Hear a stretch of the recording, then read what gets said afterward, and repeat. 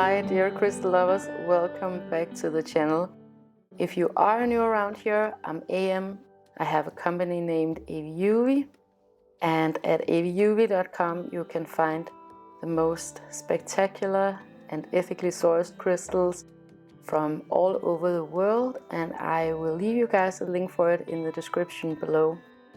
Right now the web shop is pretty empty because we've just had Christmas, so a lot of the items are sold out, but I have a lot of new things coming up for you guys in January and February, so stay tuned for that.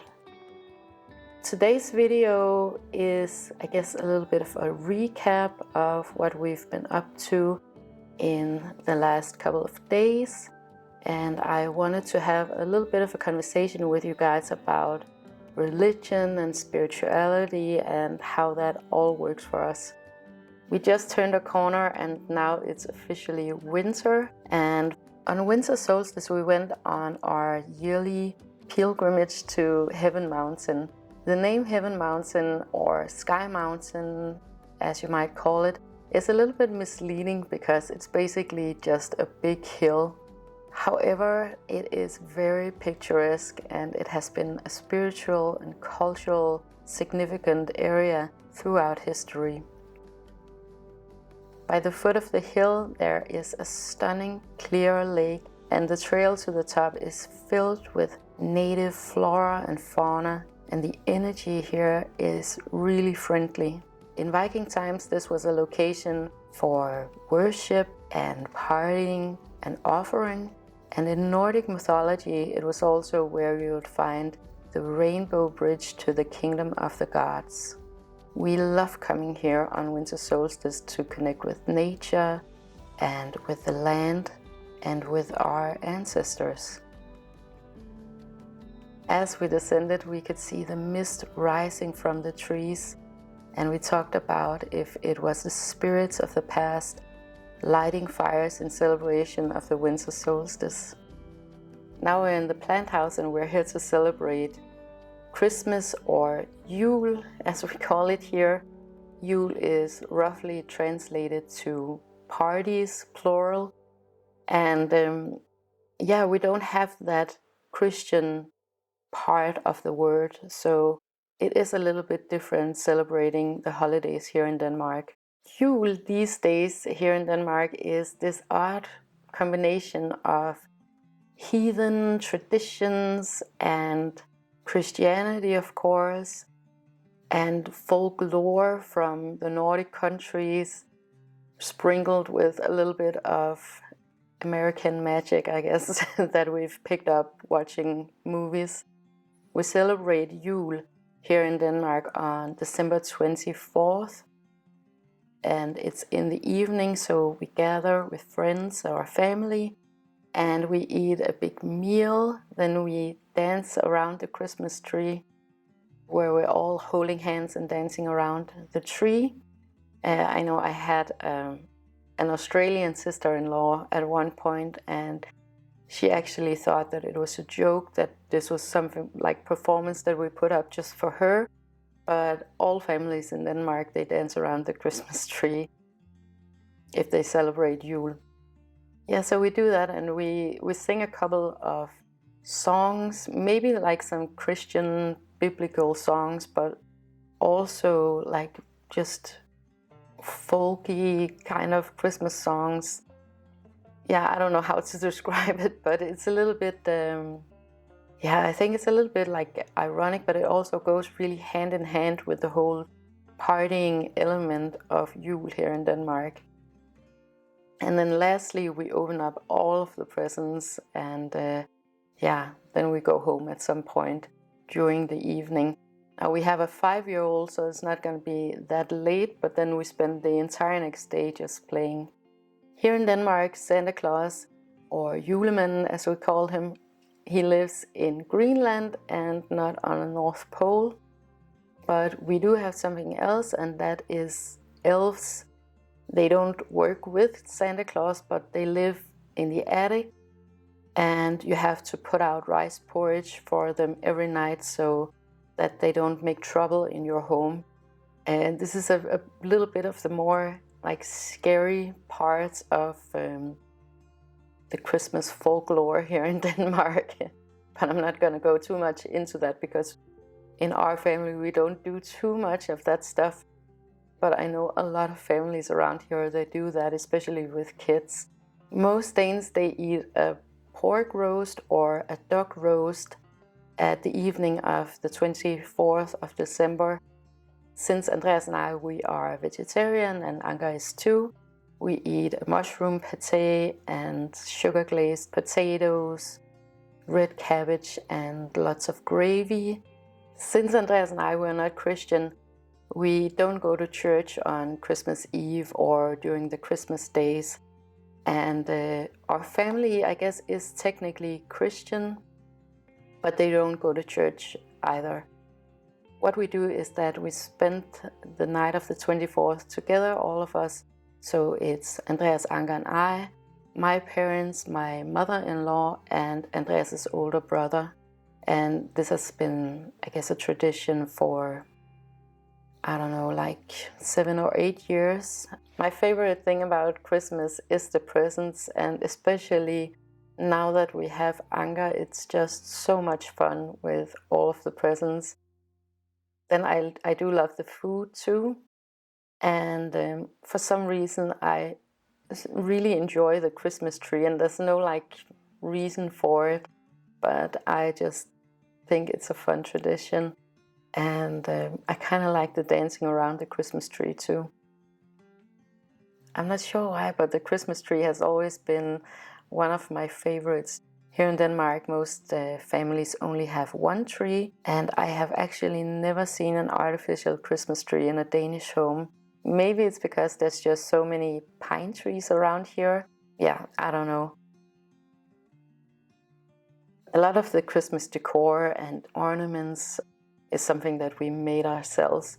For example, this year we made some ornaments with a paper clay that I made these stars with Anka out of paper clay, and then we put malachite crystals on them. I think it's like a fun way to incorporate crystals and this type of spirituality and make it really personal to us as a family. Malachite is an amazing and very beautiful crystal, but I would never go out and buy new malachite because it does come from these conflict areas. So it's a place that I personally would not source crystals from. And the ones that we used for our decorations is just a thrifted necklace from a thrift store here in Denmark. Of course, you can be kind of unlucky and find fake malachite, but honestly, you can get quite a lot of real cut and polished crystals and gemstones here in the thrift shops in Denmark, especially where we're located now, here in the plant house where we're out in the suburbs. It's a little bit more difficult in the city, but it's not impossible. So if you want to make decorations with rose quartz or clear quartz, anything like cut and polished beads, it is so easy to come by. We just thought that malachite had a great vibe for this plant house, or this house that we call the plant house. And it's green, and it really goes with not only the decor, but also like the entire feeling of being here. It has a bit more of a heaviness to it. It is like physically a heavy crystal, but it also has this like very interesting grounding aspect to it.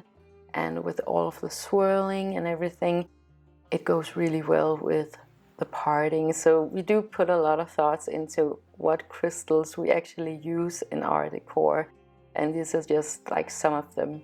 Yeah, but I would definitely encourage you guys to work with crystals in this way, because it's just so effortless and so much fun doing it. Yeah, and again, it's like practically for free that you get these things in thrift shops here in Denmark. So it's very, very inexpensive too. So another thing that I've talked about on the channel lots of times before is that I write a gratitude journal every morning, where I write down 10 things that I'm grateful for that morning. It is such a game changer, and it's such a great practice and very practical practice. To do that, it just starts the day off on such a positive note, and you go through the day picking up like little, inspirations to write in your gratitude journal. You're just much more like focused in on what to be grateful for. So because it was the winter solstice, I got myself a new gratitude journal. I like to do it the analog way with pen and paper, just because I think there's like some cognitive process that goes on when you use pen and paper and it's more analog. I'm not a scientist or anything like that, obviously, but for me that it just works better with a pen and paper than on the computer. But whatever works for you, it's more like a practice of gratitude and a practice of abundance. When you're grateful, in my experience, when you're grateful for what you have and what's coming and what's happened, things just tend to come to you, like abundance just seem to be magnetized to you. Gratitude and abundance is pretty much the same currency. So so it's just a good practice, and I wanted to mention it in this video because I got a new gratitude journal. So the holidays are like this big mixture of a lot of different things: old traditions, family traditions, religion, and different things. And Andreas and I, we did grow up Christian. So we were both baptized, and we had our confirmation when we were 13. Andreas, he went to Catholic school, so Christianity has been a part of our upbringing. We were taught, Bible practice in school, both of us. So yeah, it was part of our upbringing. When we grew up, Andreas and I, we've been together since we were 15, so we've grown up together, and when we grew up, we decided that the church wasn't for us, that we were not Christian, and our families are Christian in theory, but not very much practicing Christianity.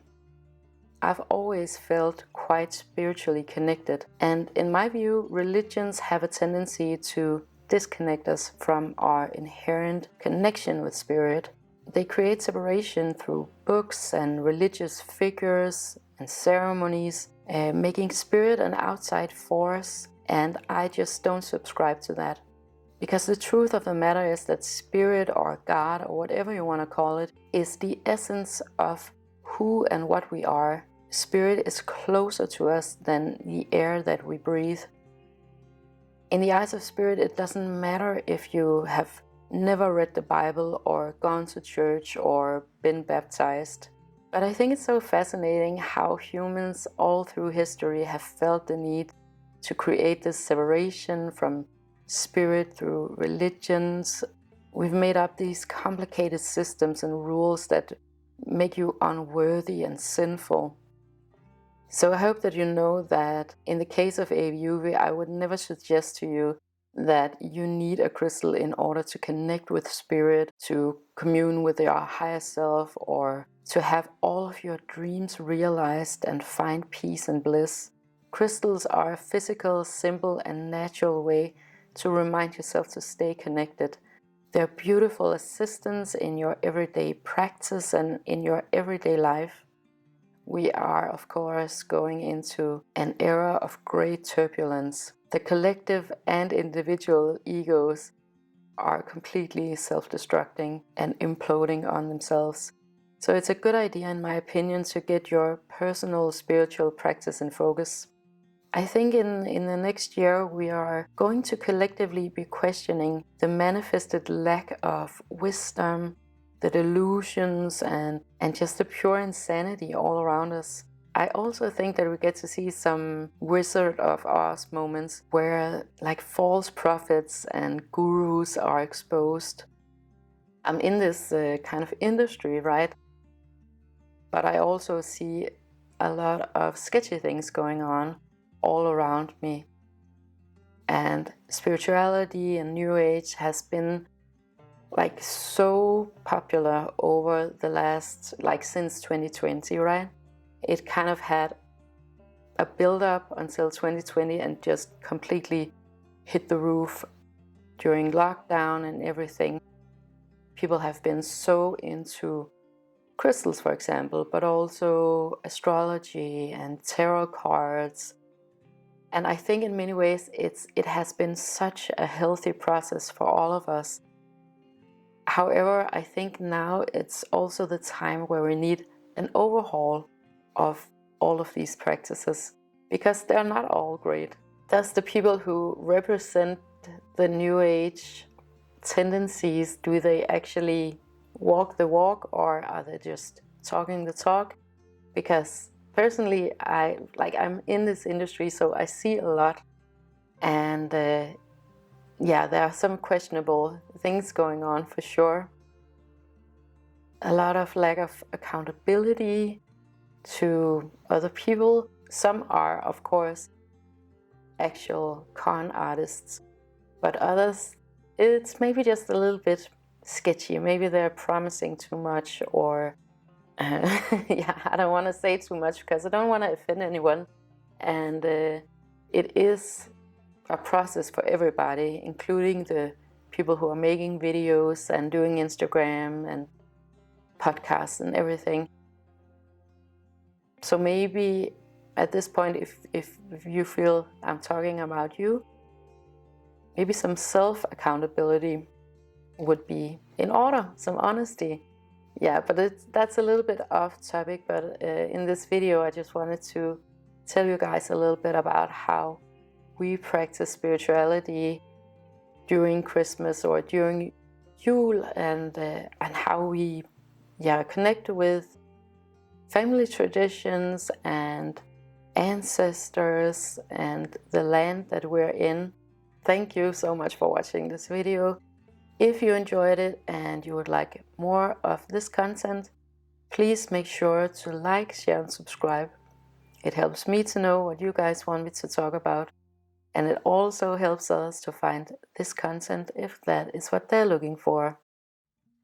I wish you a happy winter solstice and Merry Christmas and happy holidays and whatever you celebrate. But most of all, I want to wish you the most wonderful day with so much love to you and to yours.